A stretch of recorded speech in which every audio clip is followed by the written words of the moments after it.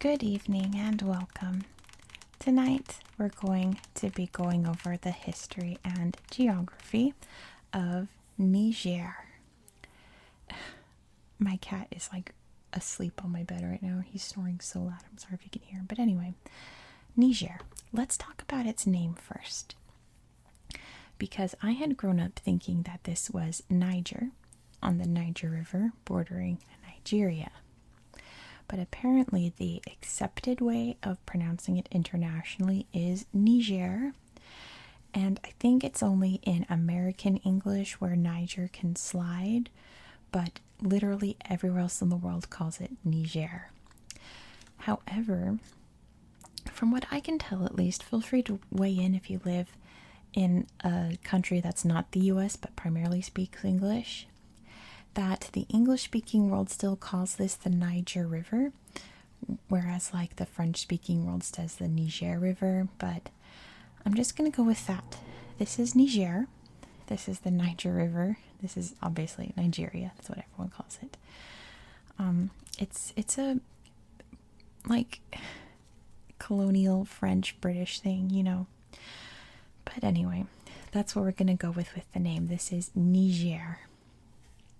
As you can see, Niger is a huge country. It's the largest country in West Africa.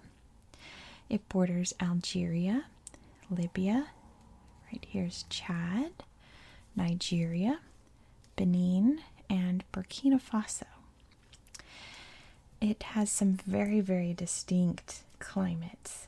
Starting in the south down here, this is part of the Sahel, which is pretty much where the Sahara Desert and the more rainforest region of Africa meet and kind of intermingle. So it's not quite deserty, not quite forested. It's kind of shrubby and dry, and you know, it's good for farming but not great, you know. This is where the majority of the country lives. You can see the capital city here of Niamey. You can see Zinder is also a very large city, along with, you know, all of these down here. The Niger River flows down this way. It flows down that way out into Nigeria. And this little corner here, we talked about it when we covered Benin, is that this is actually a big national park. It overflows into Benin. It's the W National Park. Really cool. But this is like the only green area of Niger, as you can see. It gets the most rain. It has the river. It's really the only part that's considered wet. The rest of Niger is very, very, very dry. Especially when we get up north. So you can see this is a Sahara Desert. You can see Sahara. And this desert in particular over here is known as the Tenere Desert. It's exactly what you think of when you think of the Sahara in terms of just like sand dunes as far as the eye can see and just like nothing and camel caravans and things like that. For the most part, it's fairly flat, but there are some mountainous regions you can see over here. The biggest you can see right here is the Massif de l'Aïr. And it is fairly uninhabited. There are a couple of little towns around there. Hereabouts, they're mainly old trading towns for those camel caravans that we talked about. But it's very not densely populated. Why do I always forget the word? Sparsely populated. There we go. As you can see, there's only one major road that goes through it. Agadez is the biggest city in this region of Niger. And there is a huge, I think it's kind of around here, a nature reserve.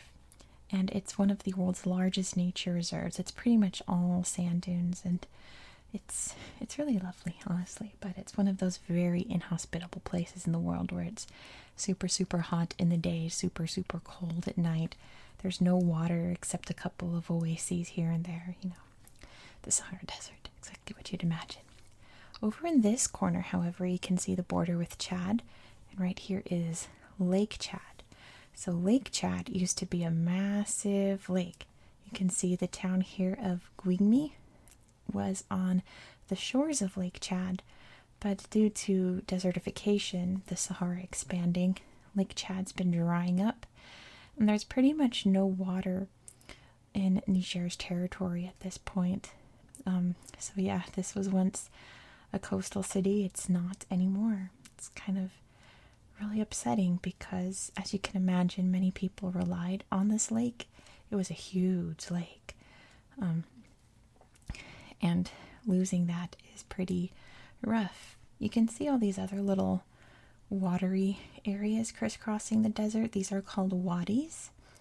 And they are like not permanent rivers or water systems, or they're underground.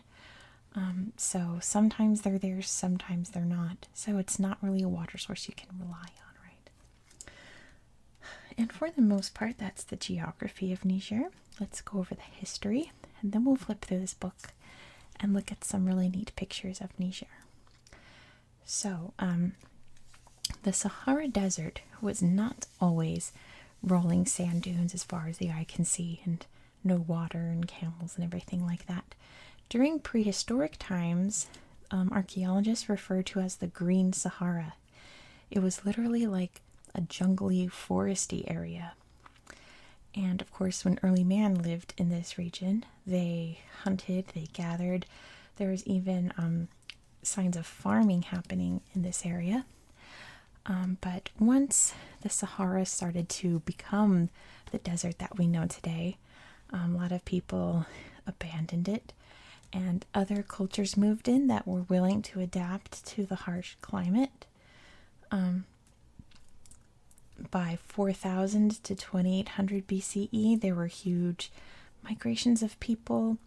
They changed their agriculture style to fit the changing climate. And during this period, there's some really cool rock drawings up in the mountains here. So cool. Mostly like giraffes and things like that. They look really, really neat. And because they're in the desert, they're super well preserved. They look like they were just drawn. And by the 5th century BCE is when we get that trans-Sahara trade culture of like the camel caravans and oasis towns, things like that. Mainly by the Tuareg people, who still live that nomadic lifestyle to this day. Also, since there was trading going on, and eventually once Islam came to the north area of Africa that I'm pointing towards, and the Tuareg and other cultures started trading with them, Islam came into the region. It's still the predominant religion in Niger today. Many famous African empires sprang up in this corner of Africa, and a lot of them reached into the present-day borders of Niger. I'm going to do videos on them once I get to them, so look forward to that in the future. But the Mali Empire stretched into Niger, and then of course the Songhai Empire. Both of those are going to get their own videos because like the Mali Empire in particular, I'm fascinated. Mansa Musa was one of the coolest people in history. But anyway, the Sultanate of Ayr sprang up in this area, and moreover here we had the Kanem-Bornu Empire, which is also a really interesting one. But there was no like predominant kingdom for a while. I suppose the most dominant would have been the Songhai, but they really only controlled like this portion, so there really wasn't something that controlled all of the region of Niger, because as you can imagine, this is all desert, right? It's all Sahara sand dunes, right? Most people weren't interested in it. Eventually the Europeans came about. It took them a while since Niger is more inland. So explorers from Europe would come into the region and explore, the most famous being Mungo Park. But there were a lot of them, mainly from England and France. And then in 1885, during the Scramble for Africa period, which I've mentioned in like every video on Africa, basically all the major European powers got together and just mapped out what parts of Africa they wanted and negotiated. So this area wound up being claimed by France. Pretty much everything north of the Niger River they wanted. And they commissioned many expeditions to go through the territory to explore it, because they had territory up north in Algeria, they had territory to the east, and territory to the west, and to the south too. They had this area as well. This was Britain. And this is Britain. But anyway, many expeditions were coming in to explore. One in particular is extremely notorious. It was the Voulet-Chanoine mission. In my notes, I just wrote "big bad." It was a big bad.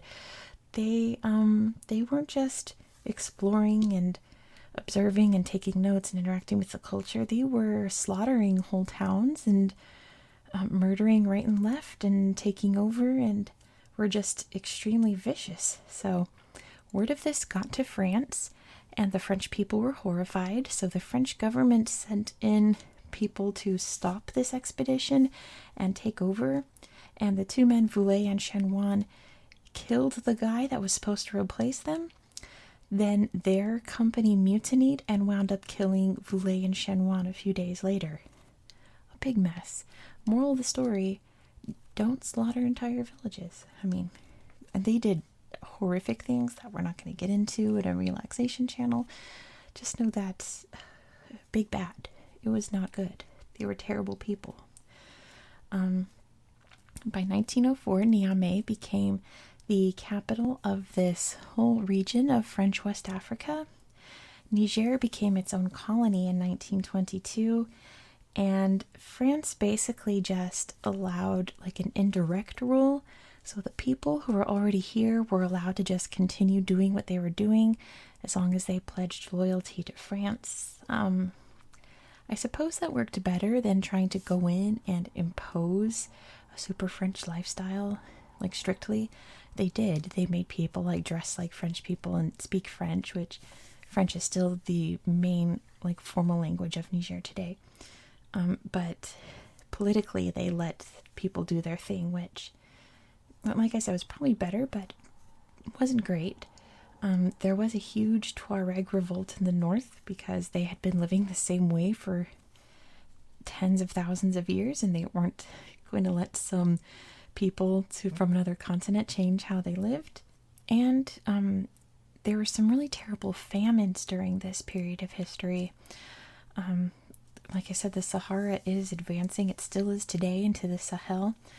And yeah, famines strike this region pretty regularly.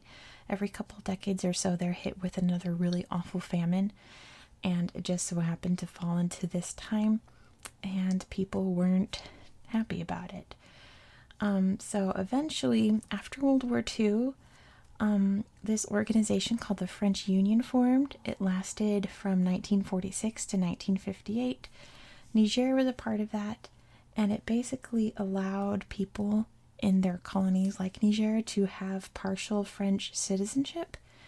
And this allowed political parties to form, basically setting them up for independence, which full independence was granted on August 3rd, 1960.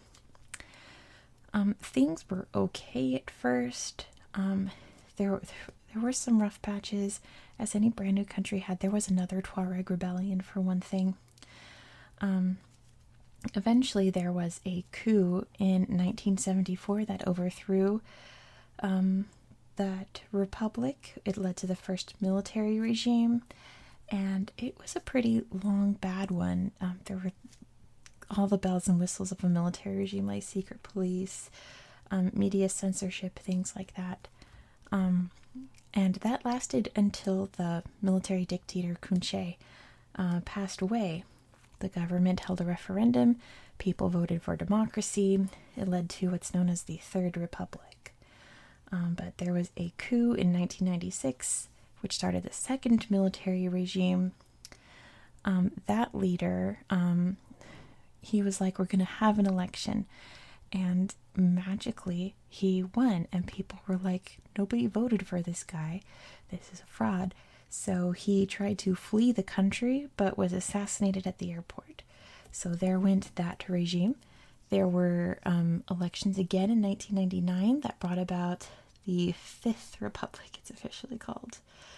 In 2004, Niger held their first municipal elections because the country was finally politically stable enough for the first time since independence to hold municipal elections. And they also had their first presidential re-election, which, is always exciting in a new democracy. There was another big Tuareg rebellion in 2007. Just a side note there. They're still not happy. They just want to do their thing. But in 2009, the main issue was that the current president, who, like I said, was re-elected, right? He decided he was going to run for a third term and that he would change the constitution to allow that. And that created the Sixth Republic. And he was overthrown in a coup in 2010 before he could have his fancy election, basically. So in the 2011 elections, that started the Seventh Republic. And that period was mainly highlighted by fallout from Libya, because that's when Gaddafi was taken out from power. Mali had a lot of issues because of Libya also. And also from Nigeria, the Boko Haram terrorist group were making their way into Niger. So pretty much from all sides, there was conflict happening at their borders, which affected life in Niger. There was another presidential election in 2021. There was an attempted coup right before the president was sworn in, but thankfully it was thwarted. And therefore, this year in 2021, Niger had their first ever peaceful transition of power from one president to another, which again is another good sign for democracy. And that's basically where we are with Niger today in its history. Looking hopeful, it's not in the best of condition, this country, but looking hopeful, right? Let's look through the book and see some pretty pictures. Let me just move pencil out the way for now. Niger. I always like to look at the pictures. This is my favorite part. Look at this makeup. This is a Fulani woman, one of the ethnic groups that lives in Niger. It's really beautiful makeup. Like I said, what you'd expect from the Sahara. Sand dunes, camels. You can tell this guy is Tuareg because they wear this color blue. Here's some more Tuareg people, little donkeys. They are true nomads, so they carry everything with them every single day. At least most Tuaregs do. There's some that settle for the most part, but anyway. Here's a political map of Niger. Here you can see that reserve. That's what we're looking for. How big it is. And you can see right here the former site of the Tenere tree. This was a tree that was all on its own out in the desert. The Tuaregs used it as like a marking, like a significant spot to help them travel. And then a guy hit it with his car and it fell. He was drunk. Never drive drunk, guys, or else you're going to knock over the only tree in this part of the Sahara Desert. So now there's like a monument to the tree there. I wonder if there's a picture of it in this book. I'm not sure. Here's some Tuareg people cooking their evening meal. This just shows how Niger is still very French-speaking. And this is a Tuareg tent. They have really beautiful carpets that they use to sleep on, that obviously they design themselves, but they're so pretty. Sandstorm. A way of life. They have the Harmattan winds there as well, I believe. That doesn't make anything good. The erg of Bilma. An erg, oh, it says right here. This is basically an erg, just rolling sand dunes that change as the wind blows. That's an erg. It's basically like a sand ocean in a way. Here you can see a physical map. You can see how the deserts just dominate this country. And floods do happen. This is in Agadez. And here's some of the art I told you about. Can you see the giraffes there? Isn't that so cool? Like, you'd think with a rock carving out in the desert that it would get smoothed over, but it's still very distinct. You can obviously tell these are giraffes. But there's lots and lots of other artwork in the stones. This is a millet farm in the Sahel. Some donkeys. Aren't they cute? And this is in the Niger Mountains. It's a massif. An oasis out in the desert. And this is in Niamey because the Niger River flows through Niamey. Let's see, and they're drawing water from a well. Here's a good map of Lake Chad. So you can really see this is Lake Chad today. And this is what it used to be. It's really devastating, honestly. I talked about it a bit when I covered Cameroon. A big rain shower in the Sahel, it says. And let's see the cities. So this is Agadez, isn't it beautiful? And this is a picture from Zinder. Beautiful artwork on the buildings there. Here's a big old hippo. We have some zebu, which is really important cattle species in this corner of the world. Here's a big chomper crocodile. And a locust swarm, another reality that happens since they live underground. And then every, 18 years? I wonder if it says in here. Every 18 years they pop out and swarm and eat everything they see. It's a pretty bird. It's a black-crowned crane. There's a big old baobab tree. I talked a lot about these when I covered Madagascar. Oh, a snaky. I'm sorry if you're sensitive to snakes. There's a big snaky over here. It's a big one too. It's an African rock python. Don't cross its path. Okay, I'll let snaky go away so we can look at this very sweet fennec fox. Isn't it so pretty? I love fennec foxes. Here's a dax, a very endangered creature. Look at its big nosy circle. That's so cute. Very endangered animal. And this is a tamarind tree. That's where tamarind comes from. The Ayer and Tenere Nature Reserve. Just basically sand as far as the eye can see. And this goes to show that people in this area are so desperate for wood that they're chopping down new trees after they're planted. Let's see. So this is like a depiction of the Green Sahara. You can see like the water and the grass. They're catching some big old fish. My gosh. These are the Kifian people. They lived in this part of Niger. And this is Hausa land. So another one of the major ethnic groups in Niger is the Hausa. They made their own city-states throughout West Africa and part of what is now Niger. And basically combined. It was referred to as Hausa land, but there was never like an official like country of combined city-states. They were all their own thing. Here's Agadez. Awesome. Some Bornu soldiers from the Kanem Bornu Empire, or just says Bornu Empire. The Kanem, is there a map over here? Yeah, perfect. So the Bornu Empire combined with the Kanem Empire, which was further over here, to become the Kanem Bornu Empire. But the white here you can see is modern Niger. So you can see purple is the Mali, green is the Songhai. Over here is the Bornu Empire. And we have, oh gosh, this is Voulay and Shenwan.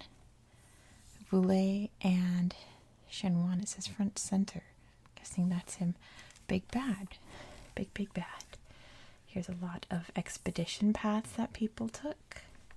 Heinrich Barth was another famous explorer in this area. A picture from the early 1900s. He's delivering mail. And this is the first president of Niger, Hamani Diori. And this is the Red Cross distributing food during a famine. Let's see. This is military overthrow in 2010. and a protest in 2015 to fight against Boko Haram. Here is the National Assembly. Very, very official. Look at these chairs they get to sit in. How come these people get to sit in chairs that look like luxury recliners and these people don't? They must be very important. Here's the flag of Niger. It does look a lot like India's flag, but it is not India's flag. It says, the national flag of Niger features 3 horizontal stripes of orange, white, and green. The orange represents the grasslands, the white stands for the Niger River, and the green is the country's rainforests. The large orange circle in the center stands for the sun. The flag was officially adopted in 1959. There's a lady voting. Here's Angela Merkel with the ambassador to Germany from Niger, Aminatu Go. This was the president at the time this book came out, Mahamadou Issoufou. Here's the army keeping the streets safe. Let's see, Niger's Prime Minister, Birgi Rafini, probably, at the time. And this is a rally in 2016 for President Issoufou. The Assemblée Nationale, very fancy building, representing Niger. This looks like it's at the Olympics or something during the... I bet it is. Anyway. Some lawyers being lawyery.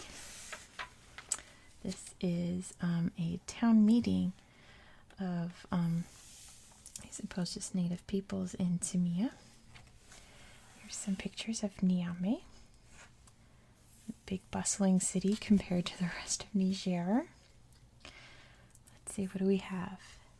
The Museum of Niger, Grand Market, we've got a stadium, all the Muslim cemetery, that's interesting. The Grand Mosque of Niamey, lots of things. So this guy's growing millet. It looks like corn, but it's millet. Different type of grain. Here's their money. They use the West African franc, like a lot of West African countries do. Here you can see a resources map. You can see all you can really get out of here is salt. And out here you've got some mining, camel, sheep, and goats. And then further down south you go, you can grow crops. Market day, selling some veggies. And this guy's herding his goats. You can see some of the more traditional huts. Aren't those cool? They look pretty cozy and safe, don't they? This is a uranium mine. During the first big military government, they invested really heavily in uranium mining. Still around today, just not as big as it was back then. It says this truck's full of onions. Onions are a major crop in the Agadez region, it says. What a very beautiful person. Very handsome face, isn't it? Very attractive person. Here comes the cat. It's been a while since he's interrupted a shot. Oh, I don't think he's going to interrupt it. He just wants to sit in my lap. Let's let him go. Come on, kitty cat. There he goes. Here's his tail. Okay. There's the cat. Here's his tail. These guys are playing some soccer. And over here we can see a population map of Niger. As you can tell, very sparsely populated out here, with most people living down here in the south. Ethnic groups. So you can see the Tuareg people out here, Fulani, Sarma-Songhai, Hausa peoples, all sorts of different groups of peoples. I guess this part talks about family, so you can see big family of women, probably like grandmother, mother, grandchildren, huh? Oh, what a sweet baby. Look at those cheeks. I love babies. Some Tuareg men fixing their motorcycle. It's their camel who's like, hurry up, we gotta go.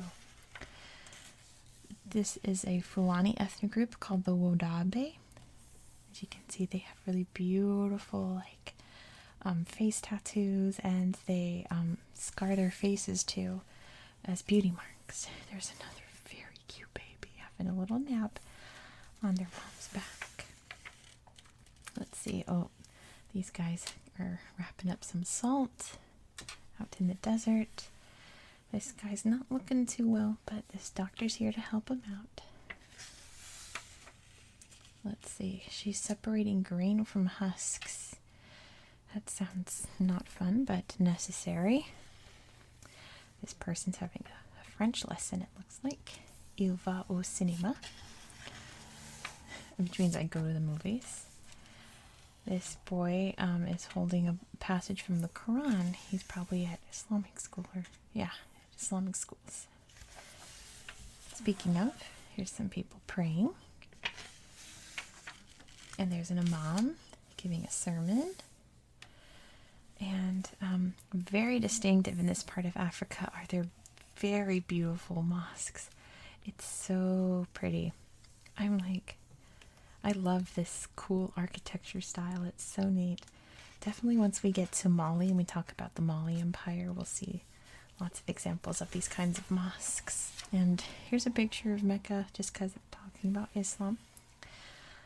These guys are celebrating the Islamic New Year, it says.